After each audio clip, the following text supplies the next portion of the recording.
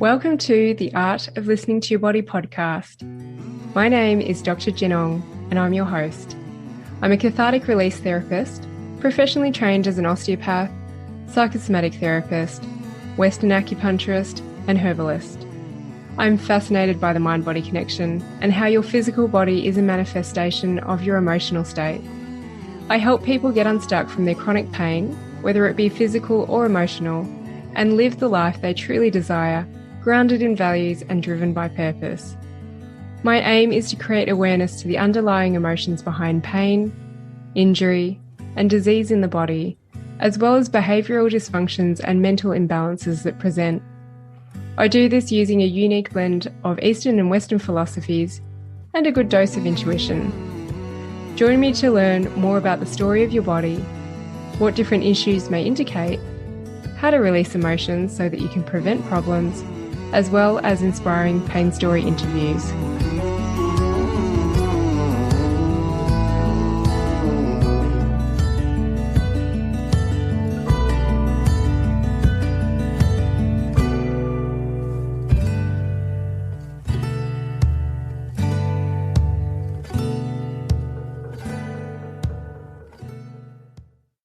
Gem is an entrepreneur, emerging psycho-spiritual thought leader, Wholistic Peak Performance Coach, Counsellor and professional actress, presenter and voice artist who helps leaders heal their relationship with the divine feminine and evoke their soul magic so that they can create, live and stay in the flow of their destiny path, creating an expansive legacy and easy, graceful results in the now, not in 30 years' time. Gem believes deeply in becoming the goddess of your own making, the god of your own design, the author of your own transformation, the artisan of your own soul.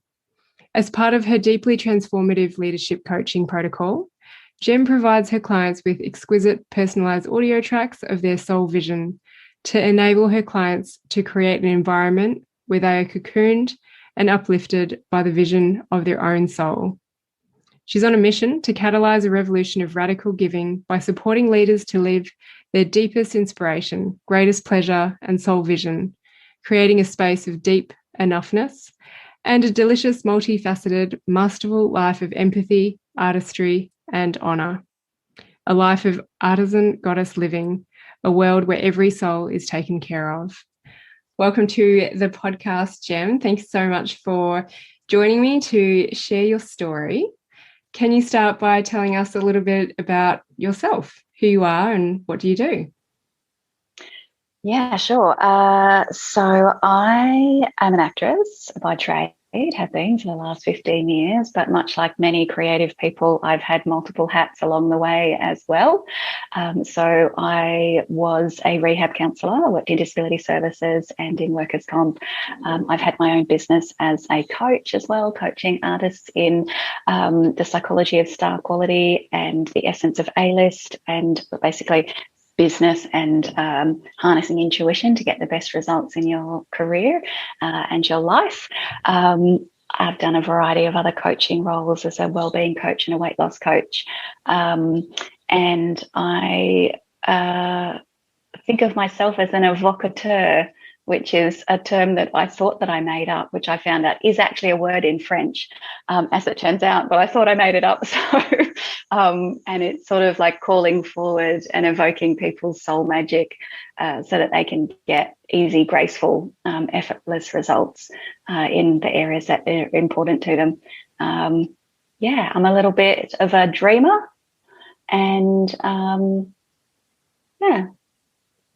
Oh, I love that. Yes, I'm all about realigning with your soul purpose. Some people just step into it, but sometimes we have to go on a little bit of a journey, which I believe is what happened with you. And I love to bring people on board and share what I call your pain story, but it's really about where were you before to get to where you are now. So can you share with us your journey? Yeah, sure. I love how you call it the pain story, because I think that so much the deepest growth arises out of those struggles and those challenges, and sort of stuff that I would never have chosen for myself has actually led to some of the most beautiful and brilliant learnings. So I guess my story was of like many creative people, I think, of being a creative person growing up in a family of not creative people who are absolutely completely wonderful. My parents are computer programmers. My sister's a statistician now, complete and utter brainiac, as my parents, and I never felt like I fit in. And so although I knew I was loved, I never felt loved. And so that kind of left me with a bit of a kind of deep yearning and a deep not really valuing the essence of who I was, because I was so different than the environment around me. And, you know, my dad and I clashed. And so it really, you know, was just one of those stories where you're kind of like, you feel like you're the bad child, even though you intellectually know that you're not. And so that led me to a life where I was really very determined to be successful. And I think that that's quite common as well. So, you know, I studied psychology at uni. I was determined to follow my dreams and be an actress. I got into acting school here in Australia, one of the schools here, which every actor dreams of. But then after 6 months, I left that school because it didn't feel right. It didn't feel like the right place for me. And it was probably one of the first times that I really honoured and trusted what felt like my personal path, even though that was a scary choice to leave, you know, an accredited, known, big drama school. And so onwards I went, and I was determined to still be an actor, and, you know, trained, and then got into psychology and performance psychology, peak performance psychology, sports psychology, had coaches. And the reason it's sort of a pain story is because, like, I worked so hard, I was so determined, but there was some piece of self-loathing or some negating of self at a deep level, that although I was using all these wonderful tools to get results, and I was getting results, I was getting better results each year, new breakthroughs in my career, you know, worked my way up until I was a working actor without a day job, which I was so proud of, because, you know, only 1 or 2% of artists ever achieve that. And so I worked my way up, but then I was like lonely and like heartbroken. And then I started auditioning for lead roles in big things. And all of a sudden I'm like, I'm not even sure I want the life that I'm leading towards if I even got there. And I'm not happy now. So am I going to be any happier if I actually get one of these big jobs?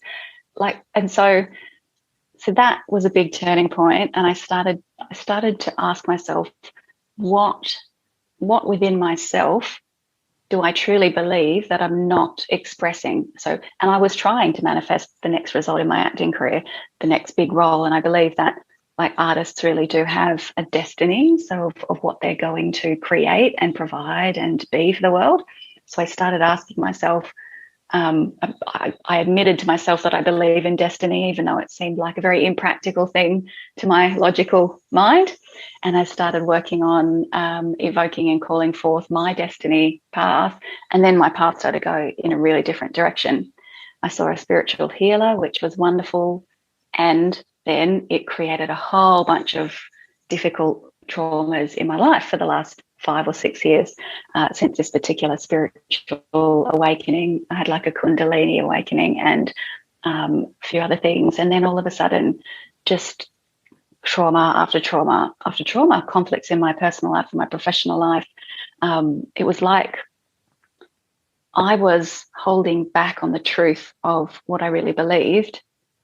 And then when I did this spiritual work to kind of come into alignment with that truth, it was suddenly very obvious. I think energetically, everything just got repelled and clashed. And because anything that wasn't the truth was suddenly getting pushed out of my life.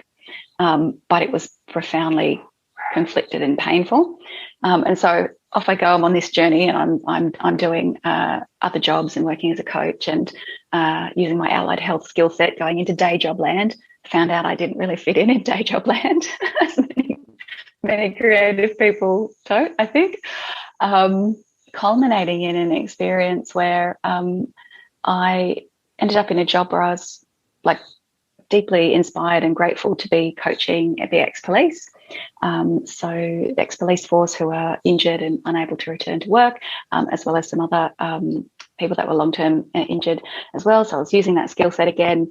But then through that experience of being exposed to some of that trauma in that job and also toxic culture in that job, I then ended up with complex PTSD myself and was unable to work. And so the culmination of all of this was like just this deep fracture of like in my mind, and unable to do things which I used to be able to do really, really well, and like trapped in my own mind, like all of the skills that I used to use to create my life. It was like I locked away inside my mind, and they just wouldn't work. Like my thoughts wouldn't turn into impulses, wouldn't turn into actions. And so it's been a pretty different ride, I think, than many people's lives. But I think I'm in a place now where I'm sort of strongly connected to a sense of that destiny path and that soul purpose, what you spoke about, which I think is no mistake how you and I ended up in this conversation. Yes. Yeah, sorry, I'm talking quite a lot there. That was a long explanation of who I am. No, this is perfect. This has given a great foundation for us to just leap into the conversation at a deeper level. You've covered so many elements that I just agree with. And as you say, yeah, possibly taking a different path. We all have this different path and this destiny, don't we? But the first one that I really noticed was that you have always been connected to this deep intuition, and you actually were guided by that and listened to it and took action when things didn't feel right. And there are so many people out there. And again, why I love sharing these stories is because people will listen to this and go, I was like that. I had an upbringing like that. So, being the black sheep, feeling like you're not fitting in, you grow up in this very masculine family environment, this conditioning. And what you said about, I know that I was loved. So it's this unconditional love that we usually expect to get from our parents. And they probably did unconditionally love us, however, not in the way that we truly desired for our path and our own destiny. And that's usually what we find out when we go on these journeys, these pain stories and these spiritual awakenings. I'm really curious to hear about all the things that happened along the way. But you've experienced so many different career pathways and ways to express yourself. And what I love about that is that things sound like they were kind of flowing and opportunities were opening up for you and you would go down that pathway, but then you were in that pathway and then realizing, actually, this doesn't align with me. And then another opportunity would open up, whether it was manifesting or flow, and then the lesson started to come.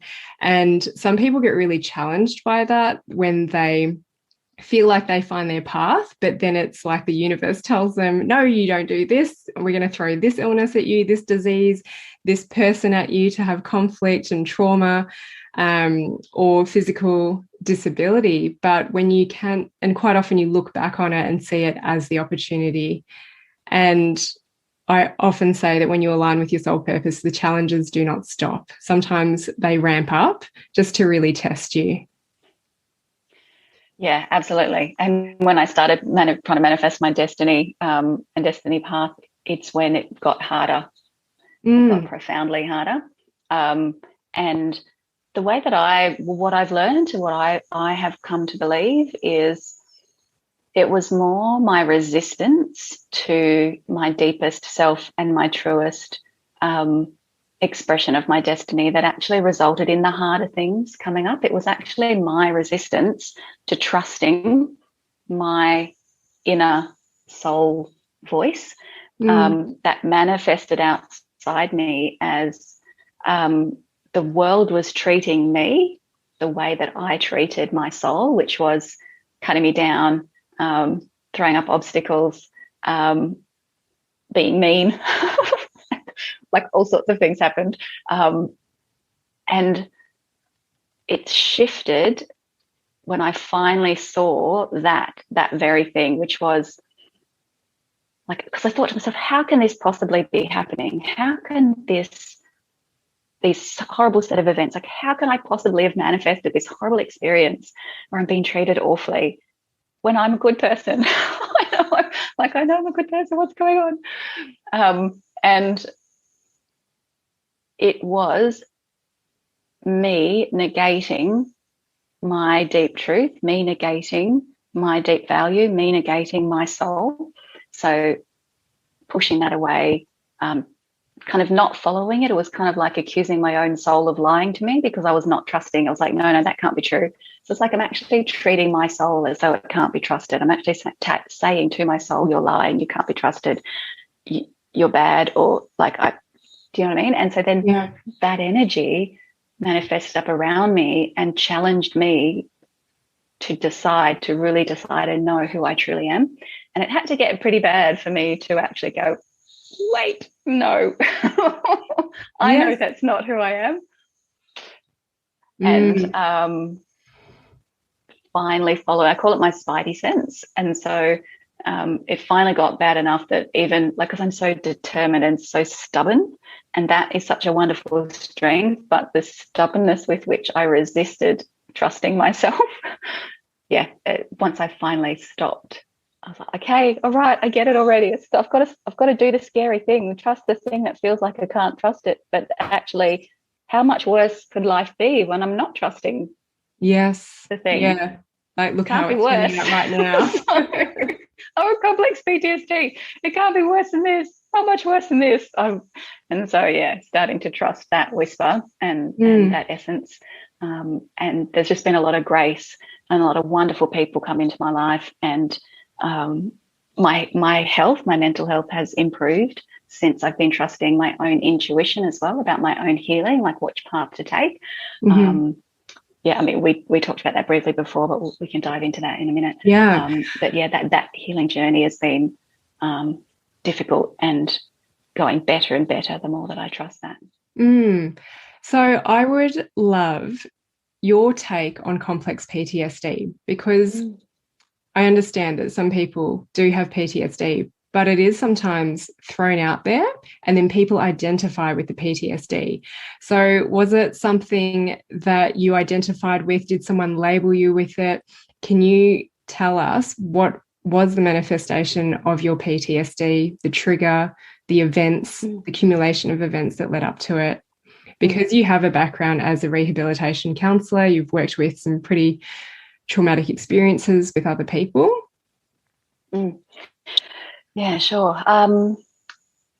It wasn't really anybody else that labelled me with it, although my psychologist did say it at one point.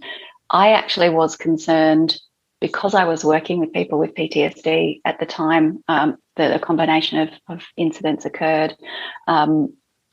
I did a webinar to upskill myself because I wasn't a trauma specialist and still am not, although I'm becoming quite insightful about it in my own research because I've been solving my own problems. And I did a webinar which was run by the Rehab Counsellors Accreditation body here, which is called ASOC here in Australia. And it was a training for rehab counsellors about PTSD, and I suddenly realised that some of the things I was experiencing were red flags for potentially developing PTSD. And in the end, I ended up leaving that job, but not before my mental health had declined so much that I just wasn't able to function properly. And so the way that it showed up was like I was still trying to manage, like I was working 12-hour days and I was distracted, like I couldn't focus on things. The more emotionally difficult tasks of my job, it was really difficult for me to pick up the phone and coach anyone.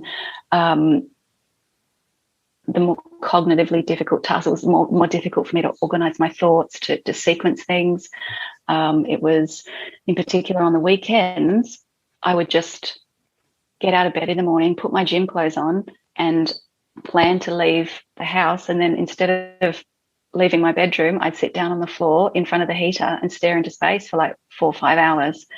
and my brain was just switched off. I was thinking thoughts sometimes, and all of a sudden it'd be like 2 o'clock in the afternoon. It'd been 8 a.m. when I sat down, and it was almost beyond my conscious control. And so I'd be sitting, and I now know what I didn't know back then, which is that that's a freeze response. That's my brain basically shutting down to protect me from the overwhelm. During the week, I was able to function, but I was losing my executive function. And during the week, I was waking up in the middle of the night after 4 hours and just in excruciating mental circles about how am I going to get all this work done? How am I going to do this? How can I do that?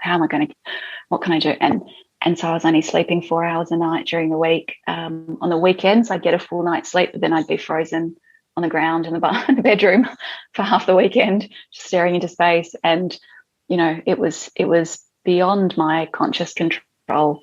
And I didn't know what was going on. It was a bit frightening. But I started reaching out for help, trying to do all the right things with evidence-based, you know, approaches, because that's really important in my training, no doubt, and in yours as well. But then those things weren't helping. What things did you try? So I saw a couple of different psychologists. I did EMDR.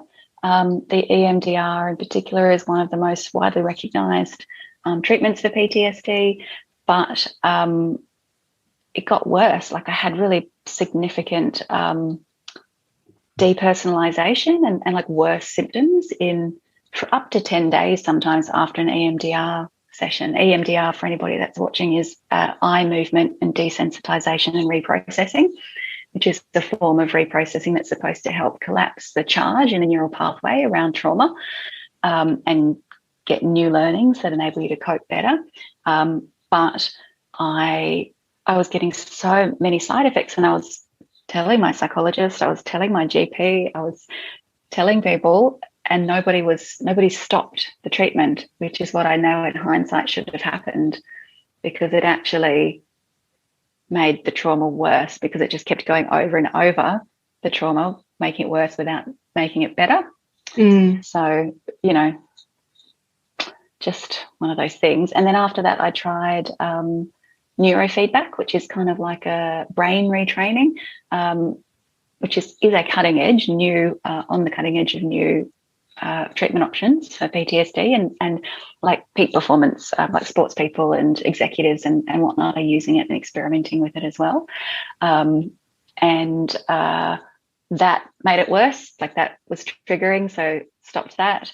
When you say it made it worse for the EMDR and neurofeedback, what would be worse?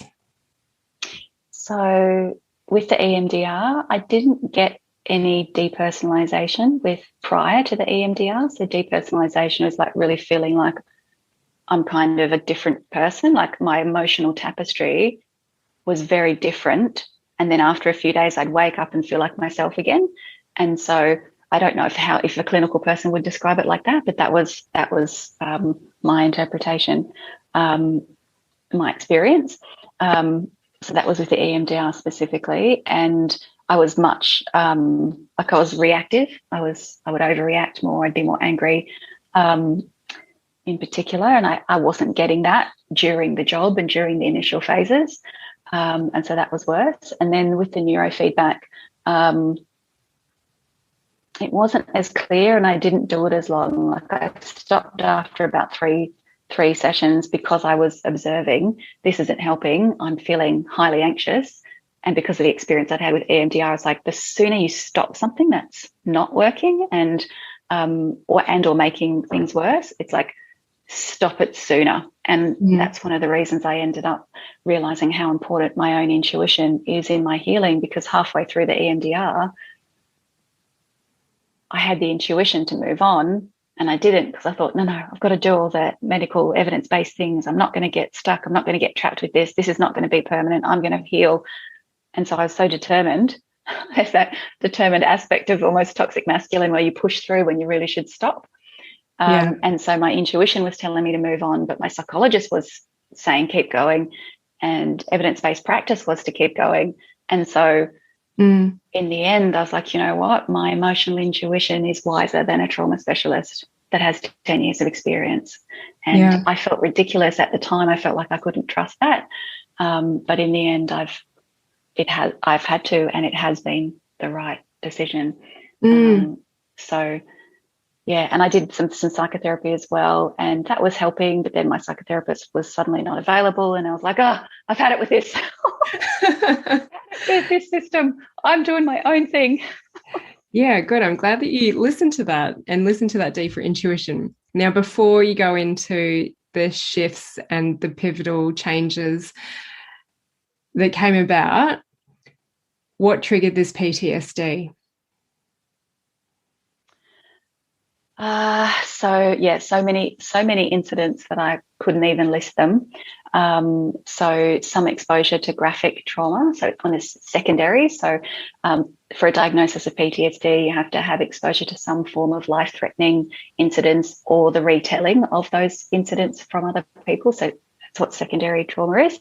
And so some life-threatening stories of murder and pedophilia when working with the ex-police. And then toxic culture within the workplace. So it's excessive workload, like 3 times as much work as I should have had, but the expectation that was a normal workload, pressure, not being told you're not allowed to take breaks, kind of like a high pressure sales type approach to the workplace, which is when the toxic masculine approach, the sports psychology approach, goes too far and isn't appropriate for the type and style of work that you're doing. And just, I won't go into too much detail about it, but, the day that my employer realised that I was likely going to have to file a workers' comp claim for PTSD, I got told I was incompetent and fired for being incompetent, even though I'd been promoted 6 weeks earlier to a team leader role. And so as a function of that, again, me being the determined person that I am, I filed with the Fair Work Ombudsman, which resulted in then a legal claim and then subsequent negative personal attack via legal response. And so that their legal response was disconnected from reality from my perspective, but it deeply challenged my own sense of self and my own view of myself, because it was so profoundly false. And yet, because I'm an honest person who cares, I'm like, did I do something wrong? Am I the one to blame? Like all of that. And then that made it worse as well. And so it was just a deep fracture of self. Yeah.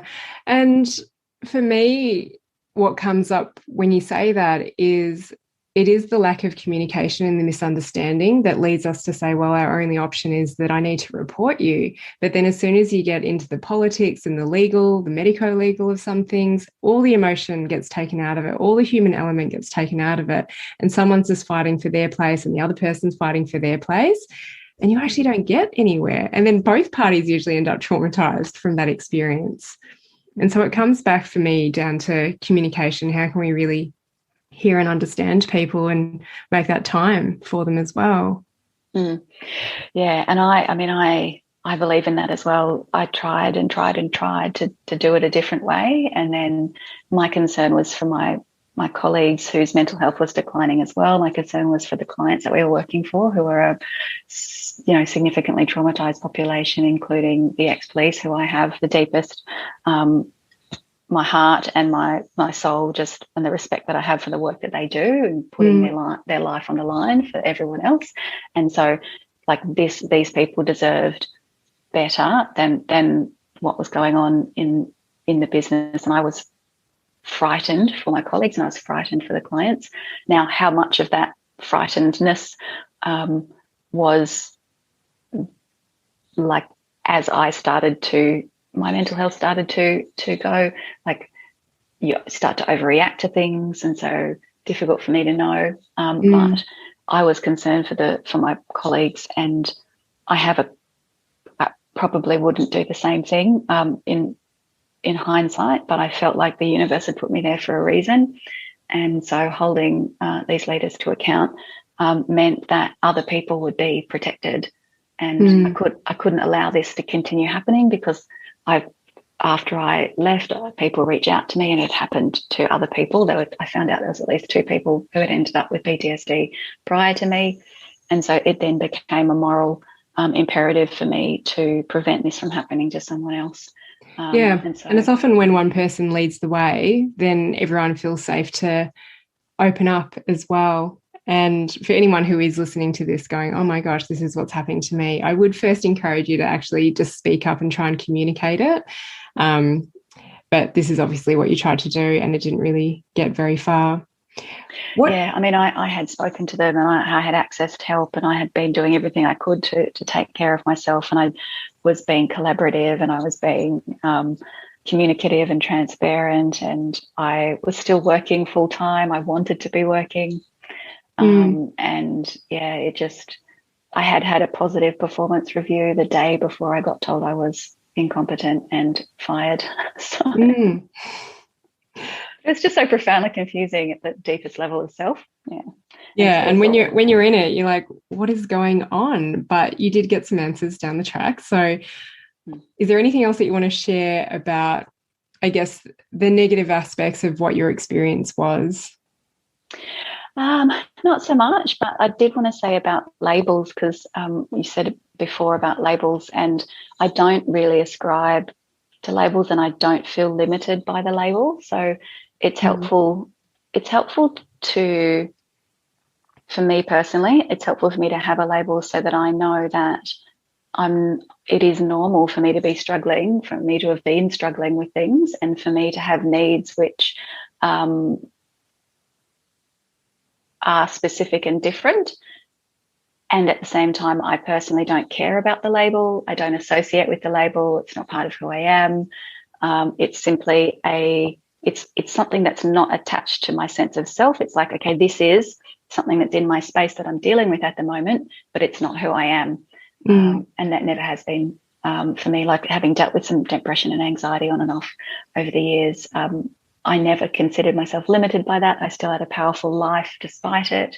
And I refuse anything other than that, and anything other than full healing, because I believe we all deserve like freedom and joy and happiness and pleasure, and to be in the flow of our potential unfolding and our dreams and our, visions for our life. So that stubbornness that sometimes has been bad for me is also good, in that I just refuse any other reality other than freedom and peace and an awesome life. So yeah. So after the conventional therapies didn't work for you and your intuition spoke to you, where did you next go? So I sat meditating and started doing some energy work from a course that I'd done previously. And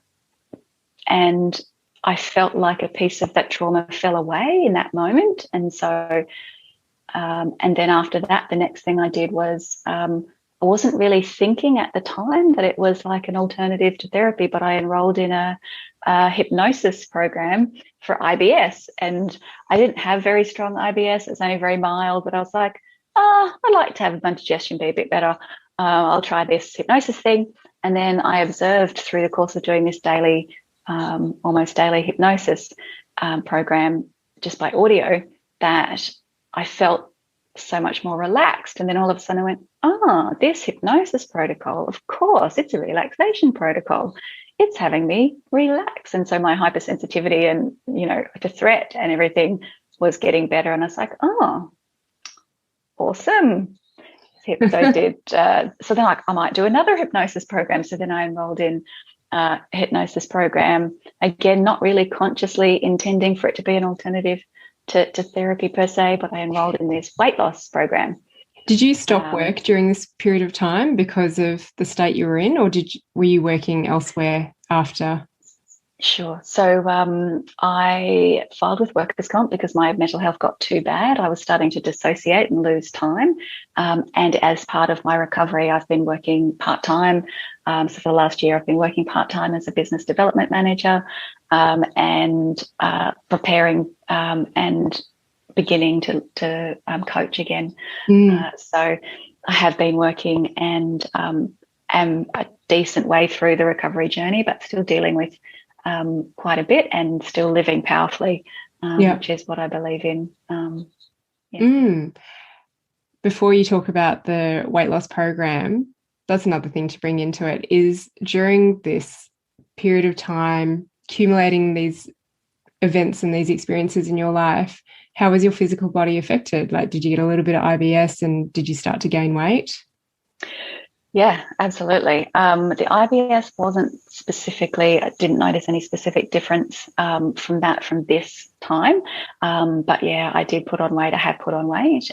Part of that as well has been my relinquishing of not doing on-camera work as an actress, not feeling like I laughingly say my ego wouldn't let me put on weight before because, you know, being vain and being working on camera, like I would refuse to, you know, I have an emotional eating habit that I kind of kept a lid on for many years.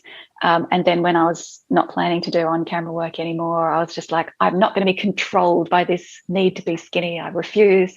And so I started just relaxing, and I wanted to unfurl and unfold whatever that inner conflict was. And so I sort of stopped controlling my food and my relationship with food in an effort to open up, untangle those tangles. And so I'm still very much on that journey. I have put on weight. I feel like I love myself more and I love my body, even though it looks worse than it did before. And I question it sometimes. I'm like, oh, Gemma, is this really, come on. And there's always the impulse to go back to the old way, but I'm just refused to. I refuse to be in that restrictive kind of mindset. And so I know that my natural, if I'm truly in alignment with my soul and my soul's authentic expression, I believe our authentic expression is healthy. And so I just need to keep chipping away at the things that are in the way of that being honoured and expressed. And actually in the last little while, as I've gotten clearer, every time I have a pretty deep spiritual insight and breakthrough, like just recently I had a major spiritual insight drop in, and for 3 days it was like that compulsive pattern just didn't exist. And I was like, oh yes. And then after about 3 days it kind of was there bubbling away, but I was still able to manage it. And then after about 6 days I was kind of back into my current pattern. But it told me what was true, which is what I believed was true, which was that this was emotional eating pattern was actually a spiritual symptom, not something else. And there are other things, probably emotion and hormones and microbiome and that sort of stuff too. But for me, a lot of it is spiritual and getting into core alignment with what my spirit is here to be and do and give in the world. And so, yes, it has had an impact on my body. And I don't necessarily think that my body looking worse by any sort of modern unhealthy standard matters that much. And it's more, I see it more as just clearing the obstacles to natural health and, keeping going with that. Yeah, I often say that it's going from the place of being frustrated with your body to actually just appreciating, why is it presenting the way it is? What is the message in this? And with controlled eating and controlling our relationships and anything else externally, we can only control to a certain point. And quite often people are searching for coping mechanisms, or what can I do to stop this controlling? What can I do to change this obsessive compulsive behavior? But as you say, when you just tune into whatever the message and it drops in at the right time, that thing just goes away if we stop trying to do something with it and stop trying to push it away. So I interrupted you. You went down the pathway of doing a weight loss hypnosis, and then? Oh, yes, bring me back. Well done. So the weight loss hypnosis, and I'm halfway through. It's been longer than 3 months. It was a 3-month program, and I got up to about week 6 or week 7. And through the course of those first few weeks, I gave myself permission along the way. Like, I was supposed to do it every day, but I was, even in the doing of the intuitive thing that I got told to do, I also applied my intuition as to whether or not to do it the way that it was told to do. And so that was important for me as well. And then there was 1 week where it felt like my psyche or my soul or whatever wasn't ready to do that week. And so I skipped that week and did the previous week twice. But I was doing it somewhere between 2 and 5 days a week, trusting myself that was the right pace for me and for my healing. And a lot of the messaging around those hypnosis tracks was around safety and feeling safe in your body. And I noticed how wonderful that was as well for, again, ironically, but not ironically, because, the feeling of threat and the hypervigilance and everything that's associated with PTSD. So that feeling of feeling safe in who I am was the antidote to that. And it wasn't intentional, although I would say that the woman that made, the hypnosis tracks must clearly have a pretty deep understanding of trauma in the psyche, and the way that weight and food can manifest on the body, way trauma can manifest in relationships with food. And so that was really wonderful, just to see a practitioner with a deep understanding of humanity and layering that into her hypnosis, which was really beneficial for me. So. I love it when you think you're going in for one thing and then you get all these other bonuses and benefits along the way. It's all part of the path. Exactly. Yeah. And so then after the weight loss hypnosis, tried to go to the gym, and I found I was getting triggered at the gym. And so then with my trainer, we just go walking, and it feels a bit silly to waste the time of a trainer by just going walking, but it's actually been really helpful, just walking with someone and chatting, not therapy, just chatting, talking. I did some webinars with a leadership coach that has webinars. It got me connected to my sense of purpose. You mentioned purpose before. And so I started to think more about the future and what my core purpose was now that I had stepped away from acting. Like, there was a lot of confusion around that for me. And so rediscovering, reconnecting with a bunch of positive psychology. I did some positive psychology webinars. I rolled in one of those. And then a coaching program, enrolled in a coaching program as well. And so it's all been me returning to what I consider my roots, which is positive psychology, I guess, and leadership psychology, but in a new way and with a different focus. And I would say, in alignment with my intention to be more intuitive, I have called in resources that are about deep alignment with self and about your soul and the expression of your soul and energetic alignment and true honoring of self. And so, and that's been profoundly beneficial as well, like just getting connected to the vision of the future and honoring like the beauty and the brilliance of who I am, and that's enough. Yeah, and knowing that it's possible as well. But it is amazing how much resistance we come up against when we realize who we want to be and the life that we want to live. Just timeline-wise, because I want to find out about this Kundalini experience, and then there was a bunch of other stuff that got thrown your way. So we're not there yet. When did this process start? Like, when did you stop working full-time? Because I actually think it sounds like it's a relatively short period of time, and it's quite So the Kundalini Awakening and that was shortly after I decided and realised that I believed that I have a destiny of what I'm here to contribute on the planet. That was 5 or 6 years ago. But more recently, the job that I was in was, it's June.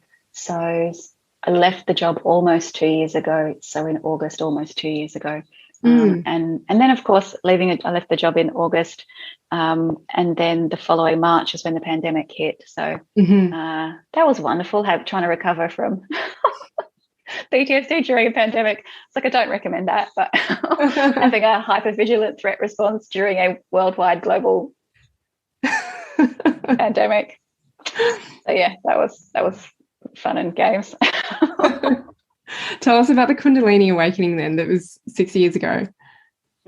So I've had somebody describe to me that they think it was half an awakening. I don't really know. Like, I know a little bit about what I call the woo-woo, and I love it. And I don't consider myself. I consider myself a receiver of that wisdom, but not a practitioner of that wisdom. So people should listen to more qualified people specifically on energy, but I'll share my experience and my version of that. So I worked with a spiritual healer. I didn't know that I was going to have a Kundalini awakening. She told me at the end of the session that that's what had happened. And she was a pretty powerful psychic, which I didn't really believe in prior to that.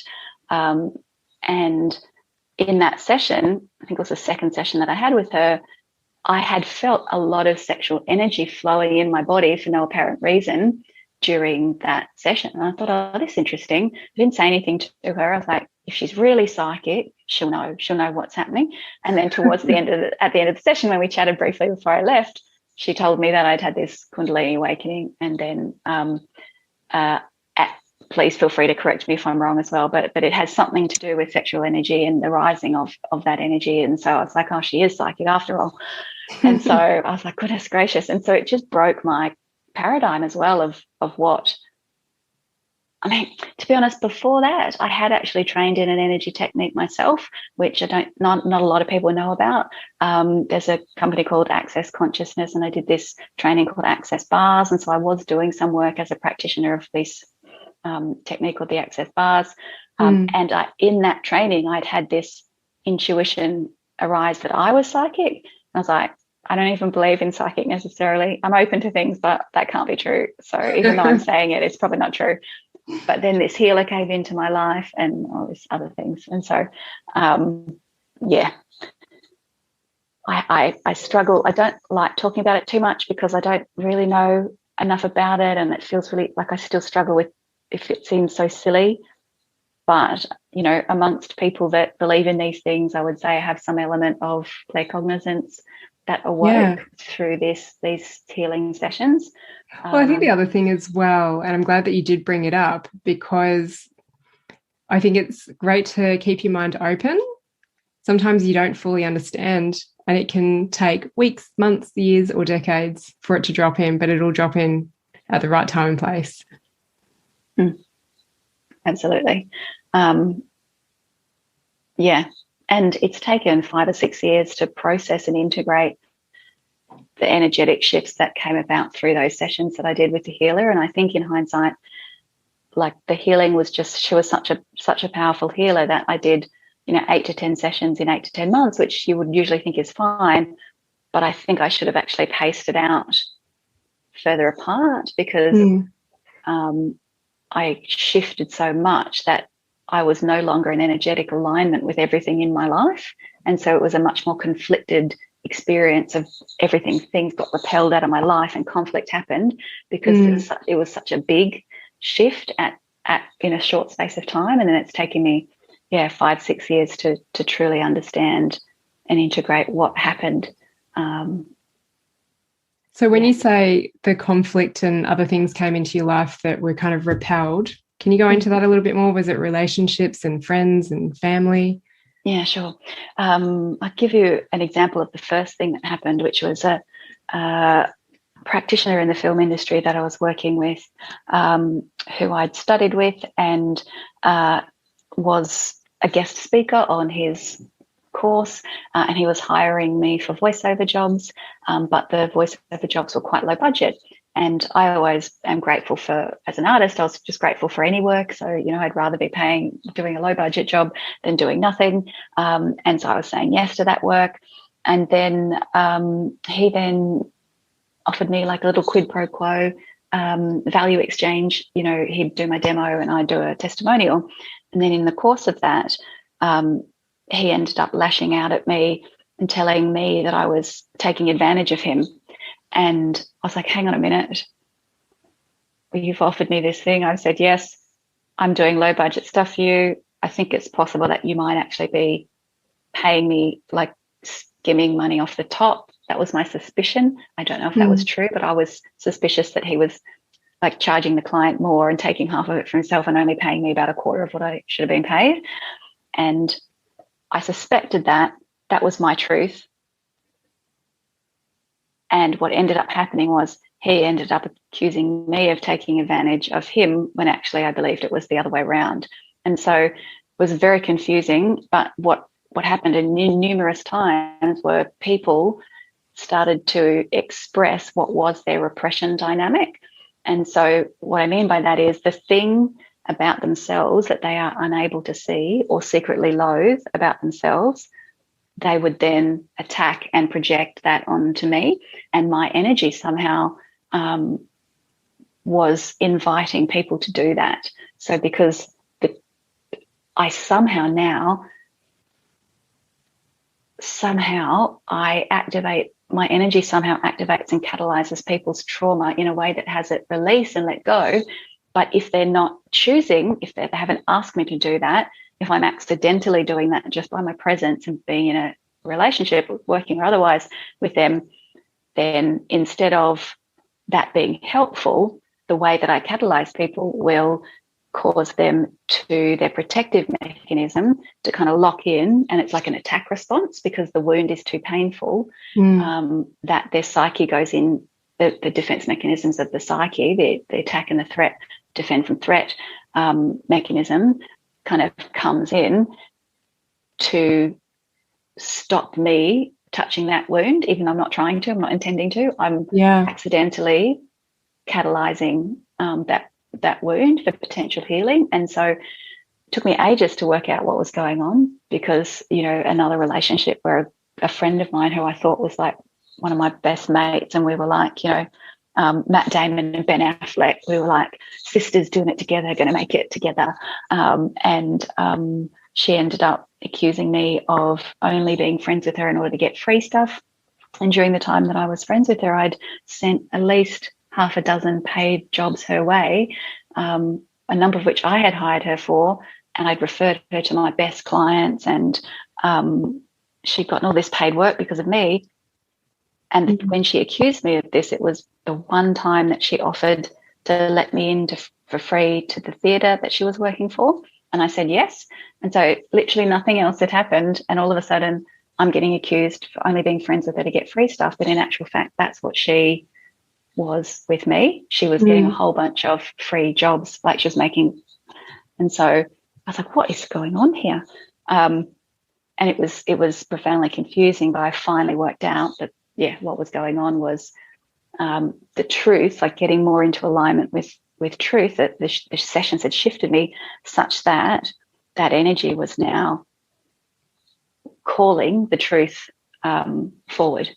But when people weren't able to see the truth of themselves and what they were doing, they would project that onto me, and it would end up in conflict and relationships. I had to cut off from a variety of different relationships and work out what on earth. Like, I can talk about it now because I've now come to understand it.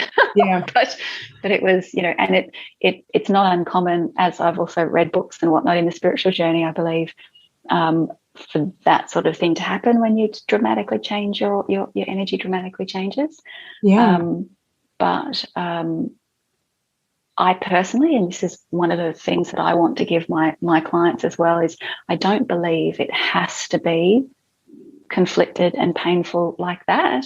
And I distinguish between pain and exertion, which is one of the key kind of ways in which I distinguish from like a sports psychology mindset, or the toxic masculinity extreme of that, which is no pain, no gain. I don't agree with that at all.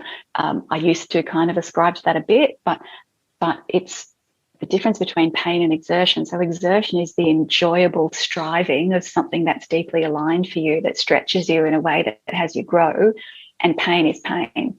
And so if we get inculcated in this no pain, no gain mindset, which so much of personal development is founded in this sports psychology and military psychology mindsets, which have their place, but there's a leadership coach called Simon Sinek, and he talks about finite games versus infinite games.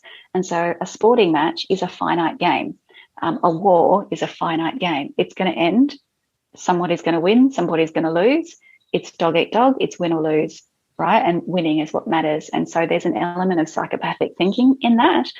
and it's a finite game. And so you look at sports people, most of them have about 15 years in their career, and then their bodies break down in many cases.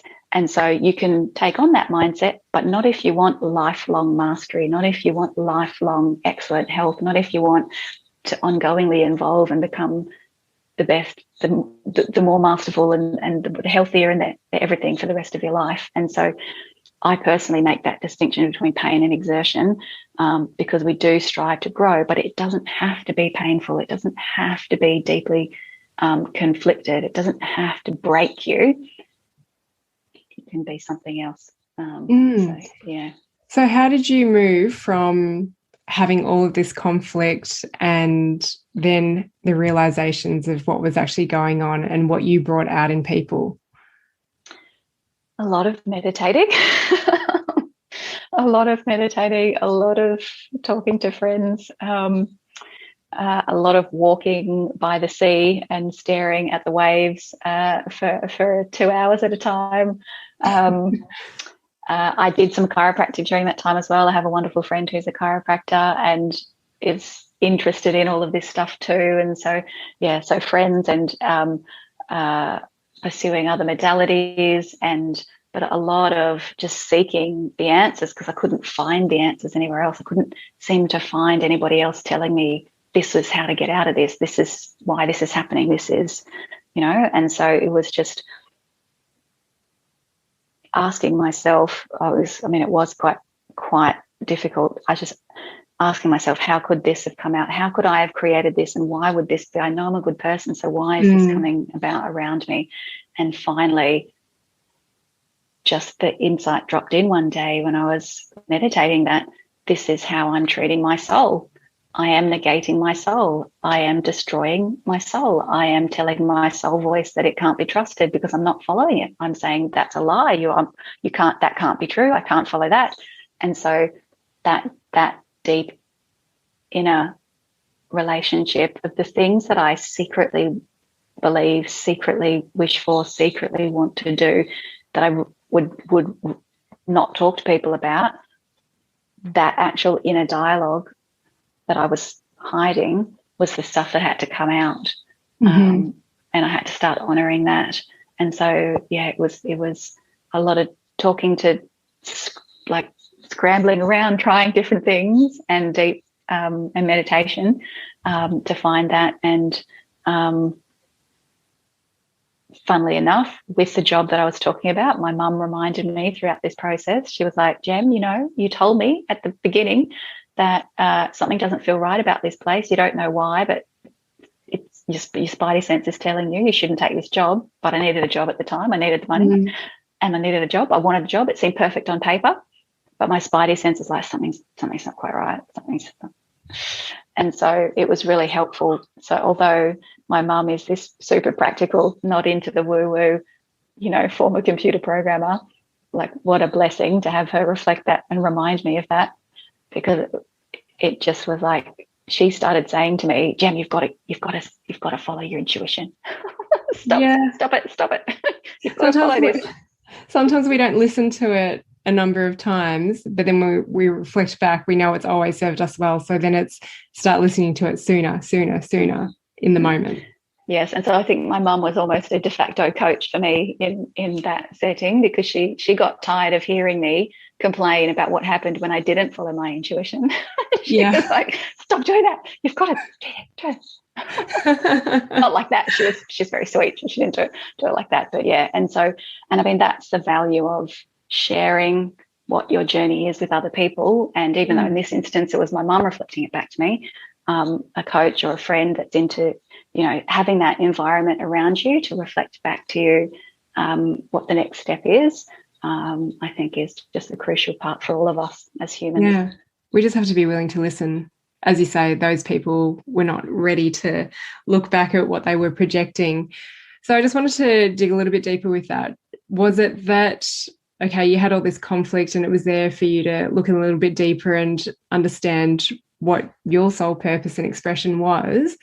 Was it then that those people had to move out of your life? You had to make a conscious decision to set those boundaries, and then you started attracting newer people into your life? Or was it that you had to do the deeper work so you could be around them as they were like barraging you with all their projections? So in most cases, they disappeared out of my life as a function of the conflict that occurred, or I chose to cut off.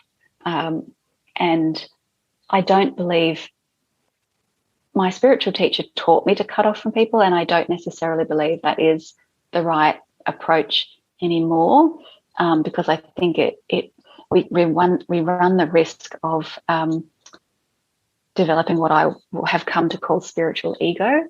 And so thinking that you need to cut off from someone because they're toxic is something that I don't really ascribe to, because I think anytime you're pointing the finger at somebody else, you know, there's that spiritual saying, there's three fingers pointing back at you. One of my coaches used to say that. And so I think the language that we use around it is really important. So I differ from my spiritual teacher. She would call people toxic and tell me to cut off from people. But I actually think it's more that sometimes, like, unless that person truly is, you know, a psychopath or a malignant narcissist, which so few % of the population are, like there are situations where cutting off from people is truly healthy and appropriate and necessary. But in most cases, people are just imperfect human beings making mistakes and getting triggered and having trauma. And so I don't like that. I don't like to be too quick to label somebody a toxic person and remove them from your life. However, removing someone from your life might be the right approach, but the language with which you think about it, talk about it, and do it is very, very important, because it creates reality. And so it might be, for example, that you have some wounds which are incompatible for where you're both at. And so there's a clash, there's a feeling of being drained, and people will call that, for example, being an energy vampire. I really, really dislike that term. And I think we have to stop using that term because it's quite literally demonizing another human being, quite literally. And so instead of taking that frame, instead you go, okay, this is something about this situation and this relationship is draining. That's real. There's a drain, there's an energy drain. But perhaps it's just that that person's wound over there has a need that I can't fill. And so it's too heavy for me to interact with. And that's where the draining is coming from. It's not that that person's bad or toxic. It's just that they have a wound that I'm not equipped to carry or deal with or catalyze. And so I don't point the finger at them and say they're a vampire, I need to disconnect from them. I say, I bless them, and I say, like, I'm so internally, maybe externally with them, but let's say internally for now, I say, gosh, I feel for them. They're dealing with this, they're struggling with this. Gosh, it feels so heavy. It must be so difficult for them. I'm not the person that can help right now. I'm so sorry. I wish them deep healing and that they get the profoundly beneficial resource that's going to help them with what they need next, so that they can have the next piece of joy and freedom in their life. And although that's not with me, I pray for them that they receive that, and I bless them and send them the energy that will call that in for them, even though I can't give it to them. And I'm now aware I don't have this skill. I wonder what that skill is, wonder what I need to get better at. And then I will have some information to go seeking and becoming a stronger and more healed and more skilled person myself. And so, yeah, that's I think really, really important with this concept of cutting off from people, because it really does matter, the energy and intention with which you do it. Absolutely.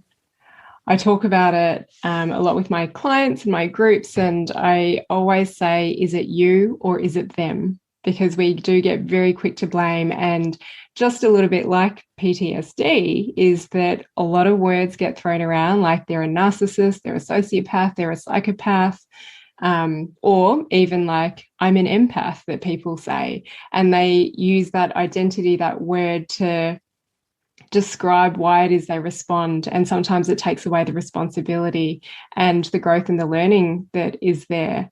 So, yeah, the question of, well, is it you or is it them? And what is the opportunity? Because I believe that we always cross paths with people to teach us something. And sometimes we can learn it in the moment, but other times it'll take us time to recognize what was the purpose that this person served. But I love how you say that you do actually recognize, okay, I don't have the capacity to help this person right now. And you give them the good blessings, the good energy, because if we turn around and just talk about how wrong they were, and sometimes we justify it with other people to bring ourselves up, that's actually not a great energetic place to operate from. And often you will attract other stuff to keep teaching you that lesson. And it takes a lot to get to that place. But yeah, I'm glad that you talked about narcissists and sociopaths, because I do feel that they get overused. But I know there's people out there teaching about how to be, the empath and how do you manage this.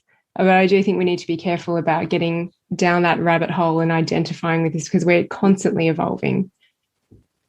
And look, it's funny too, like with complex PTSD, there's other personality disorders that sometimes it's difficult to differentiate between complex PTSD and borderline personality disorder and other personality disorders, because sometimes complex trauma can manifest in these behaviours that are beyond your control, but it's just triggering.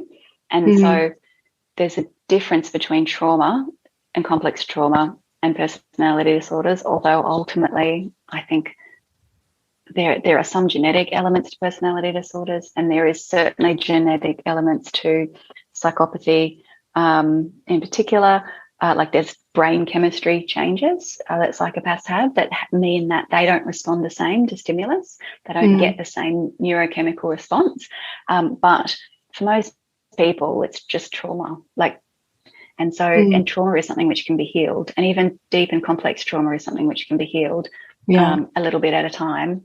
And so I agree with you. Like, I don't like the use of those terms too quickly and too much, because it can just become an excuse not to grow in the way that you need to grow and take responsibility for something you need to take responsibility for.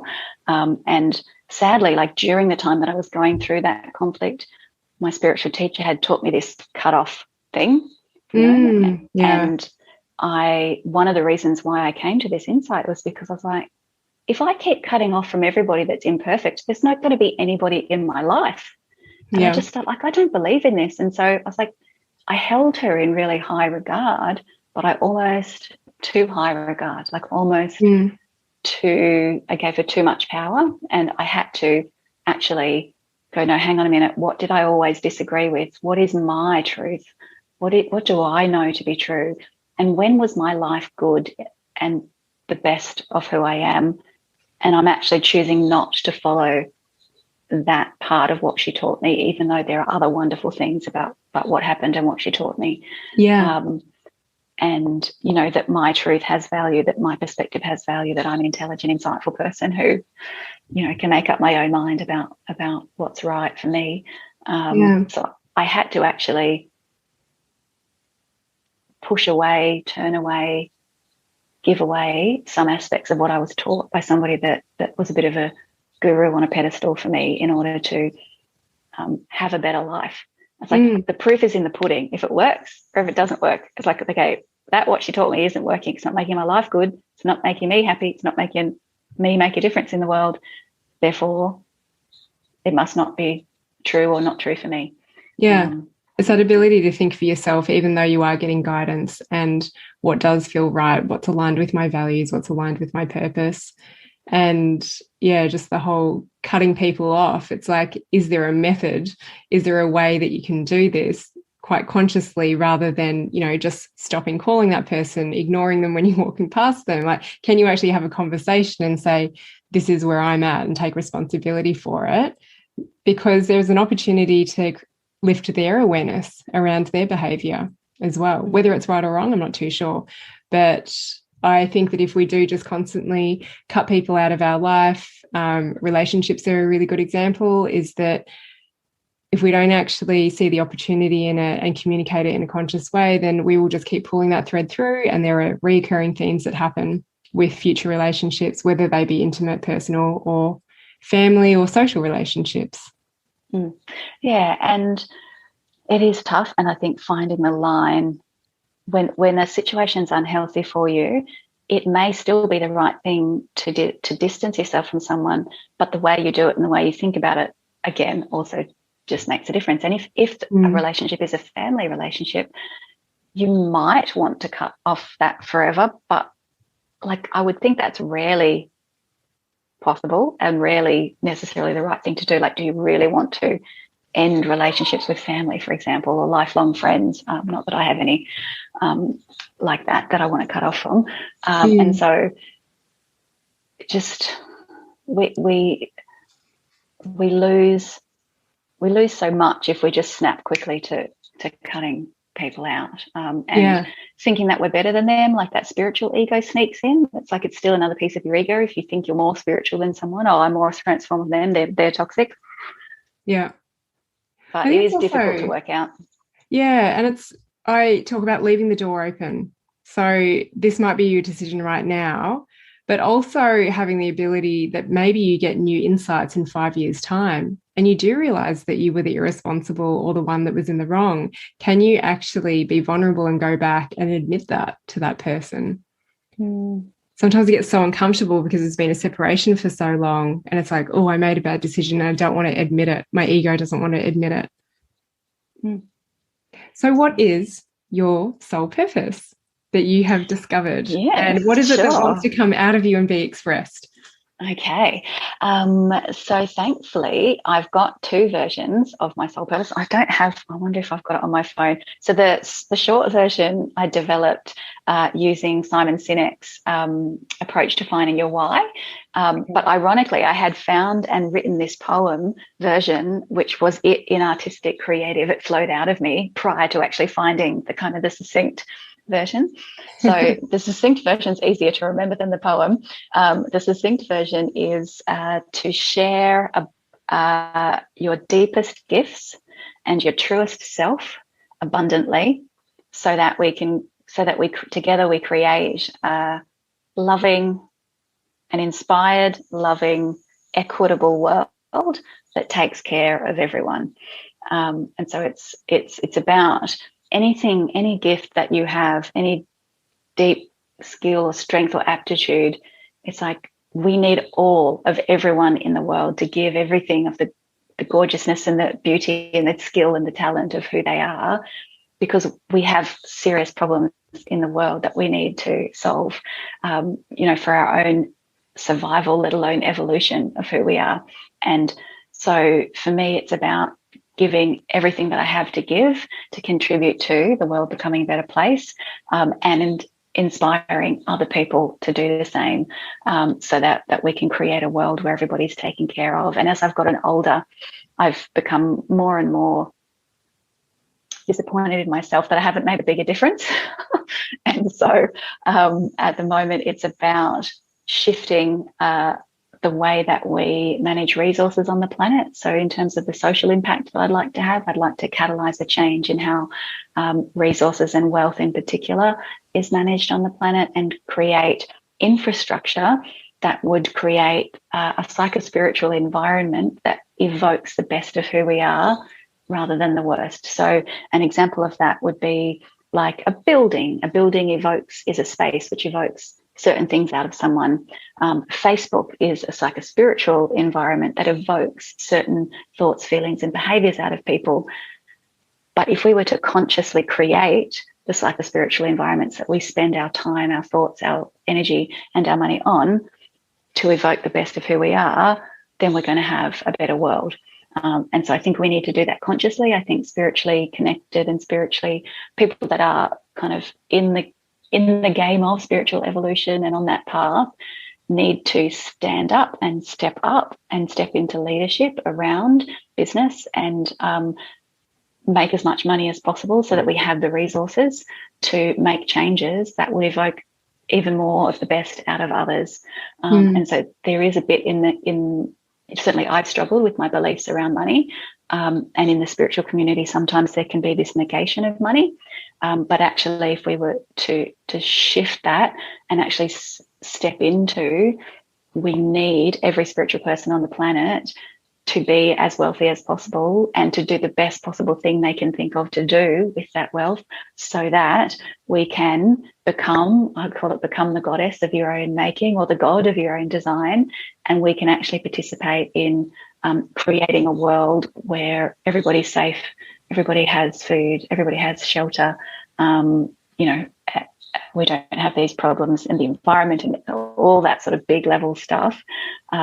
We need a spiritual revolution. And so, just like a spiritual revolution is what I'm here for. And I want to read. I wish I don't have the poem in front of me. I wish I could read you the poem, because I love all my little stream of consciousness poems that I write. But you can send it to me and I can pop it into the podcast notes. Oh, cool. That'd be awesome. I'm sure it sounds better spoken from you, but even if we can read it, I think, people can reference that and let it sit with them. So how are you going about doing this? Sure. So I have some apps in development. I have a coaching program that I'm in development on. I work one-on-one with people, with leaders and healers. I'm going to be creating, in the process of developing a YouTube channel that shares spiritual insight, spiritual wisdom.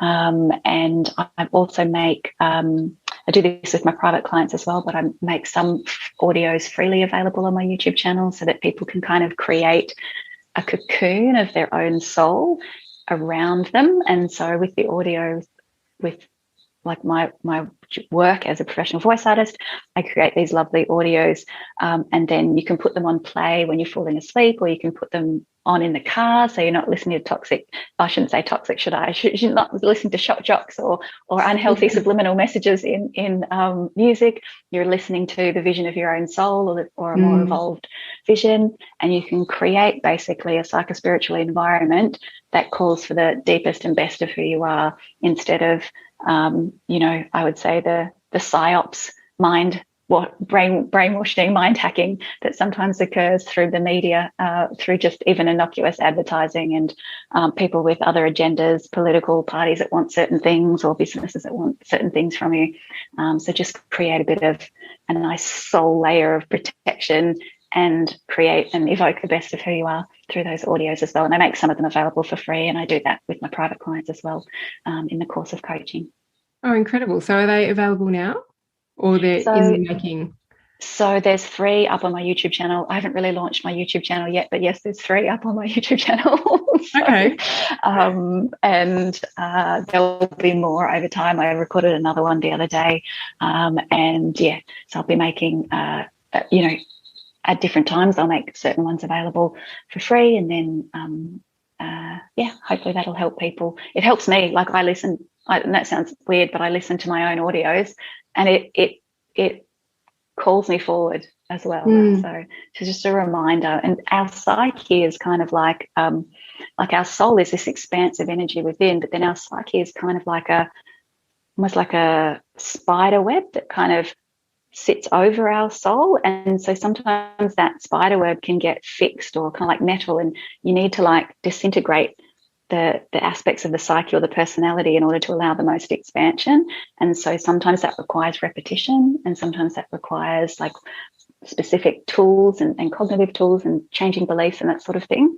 But so the audios can help to dissolve what I think of as that metal, that potential metaphorical metal psyche map or web, so that your soul can expand with the most grace, and you can give your psyche what it needs in order to let go and allow that greatest expansion to happen. Wow, amazing. Well, when you get everything in motion, please let me know, and I will add all the links to podcast notes, but I'll pop your YouTube channel in there for now, and people can start to digest what it is you have to share. Cool. No worries. Thanks so much, Gem. Thank you. Thanks for having me. Anything shared on this episode is for information only. It does not replace professional advice from a healthcare practitioner. If you are experiencing pain, injury, or illness, seek advice that is catered to your individual needs.